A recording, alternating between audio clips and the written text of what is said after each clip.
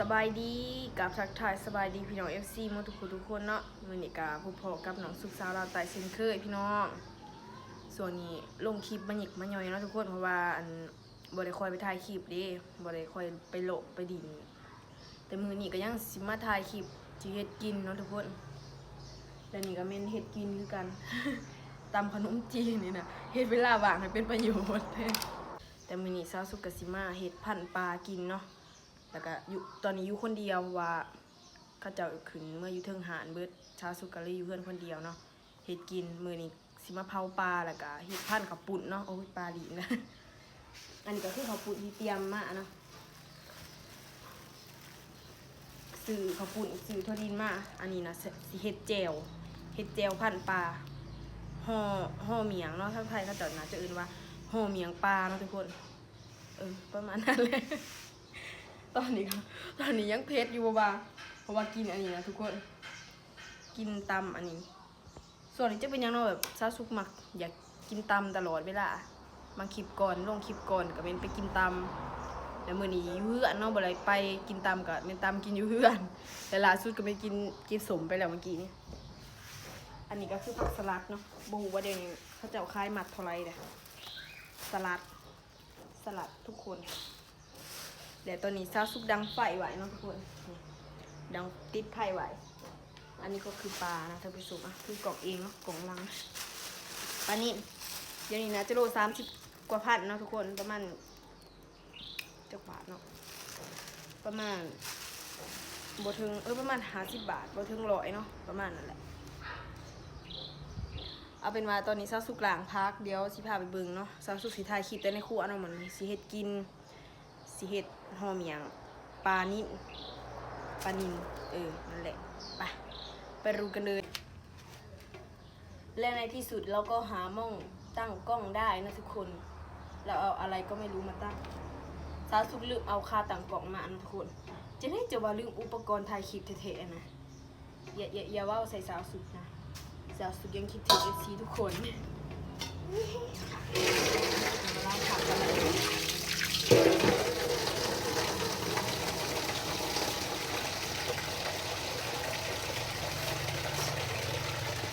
ซอยไปเลยค่ะท่านผู้ชม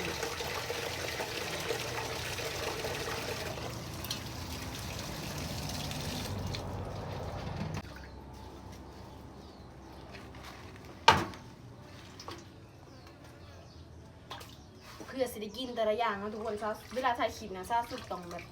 สะอาดจักหน่อยเนาะปกติซาสุเห็ดกินสะอาดนะก็แบบต้องสะมาอีกนะสะลงมาอีกเวลาซาสุไปถ่ายคลิปนะ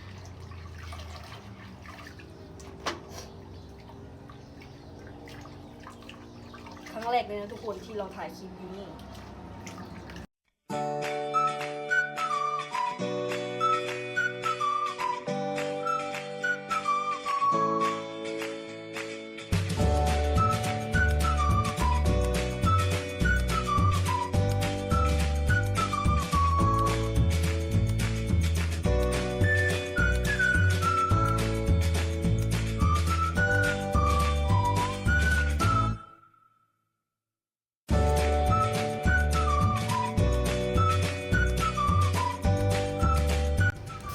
ตอนนี้เราทำกันอันนั้นนะฮะดูปลาของเราก่อนมันจะติดไม่หีบไหมน่าจะติด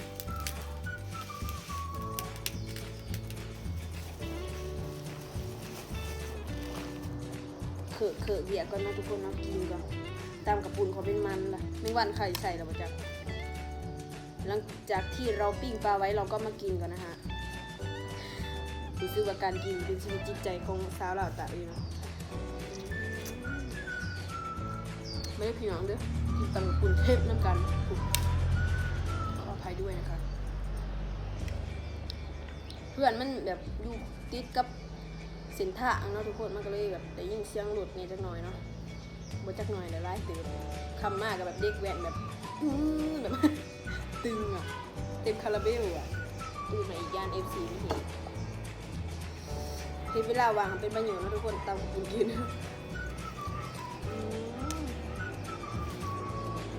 มันจะพี่น้องเยอะได้ยินไหม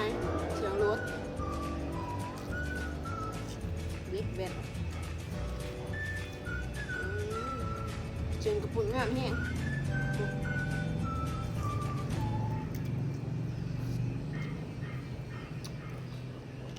แล้วใส่อันนี้ไปด้วยกินปลาใหม่ไปจักมาตะกินอากาศร้อนเนาะพี่น้องเนาะ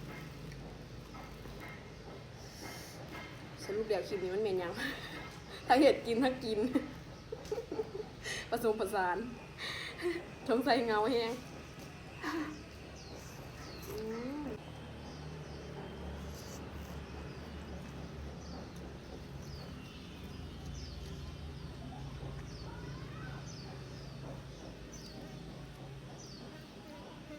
มือนี้ซาซุกโซซิมือเองเลยนะทุกคน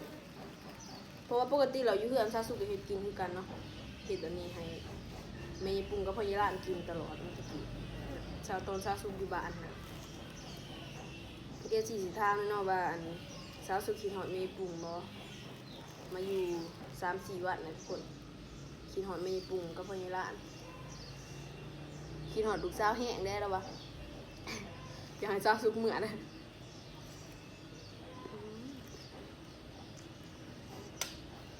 เผ็ดมากแม่ปรุงอยากให้เนื้อหวานนะทุกคนมาบ่ทันถึงที่มีปรุงเงา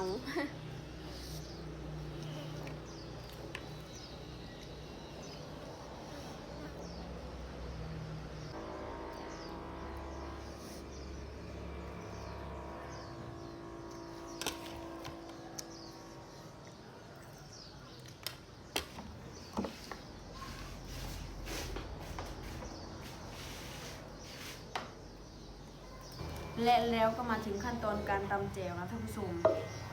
นี่ซอสซุปจะตำกับพริกแดงแล้วเนาะแล้วก็ใส่ถั่วดินลงไปด้วย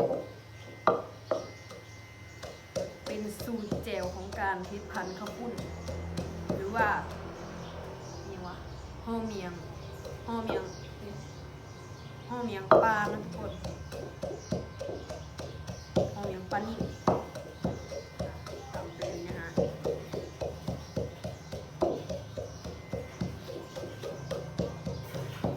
เราทำอาหารคนเดียว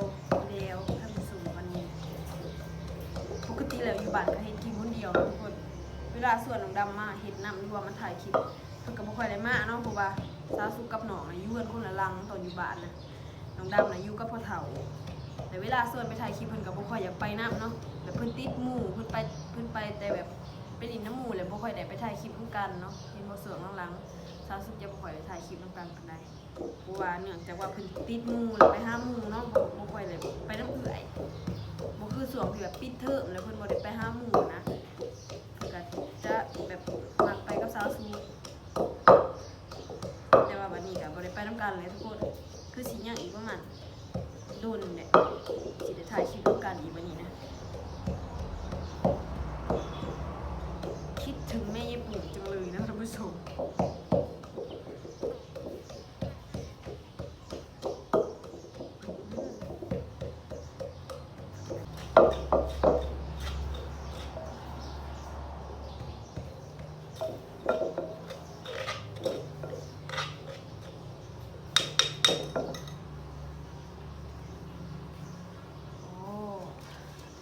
อันนี้ก็คือน้ำตาลที่เราตุ่มไว้เรียบร้อยเนาะทุกคนข้างหม้อแล้วก็แบบถอดน้ำตาลลงมันจะเป็นการตุ่มน้ำตาลใส่เจล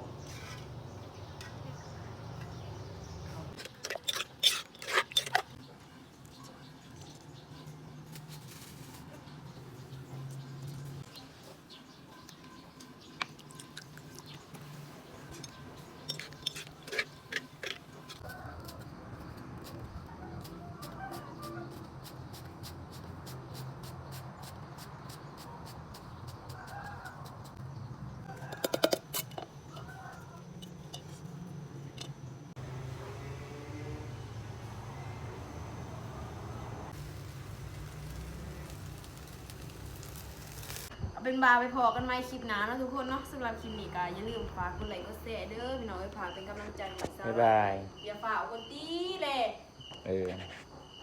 เอาไหมโอเอเอาไหมล่ะ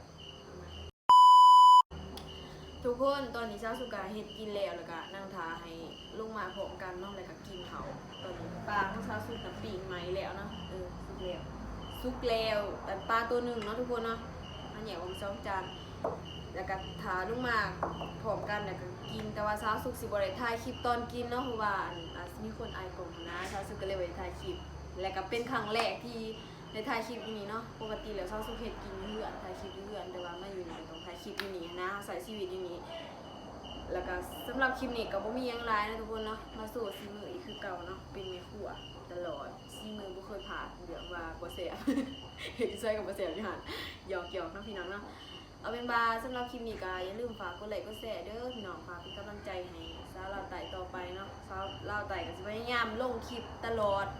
สิพยายามหาเวลาไปถ่ายคลิปม่วนๆมาให้พี่น้อง FC เบิ่งเนาะแต่ว่าก็อย่าลืมกดติดตามเป็นกำลังใจให้เด้อพี่น้องเอ้ยไปพอกันใหม่คลิปหน้าเนาะบ๊ายบาย เอาปิดดี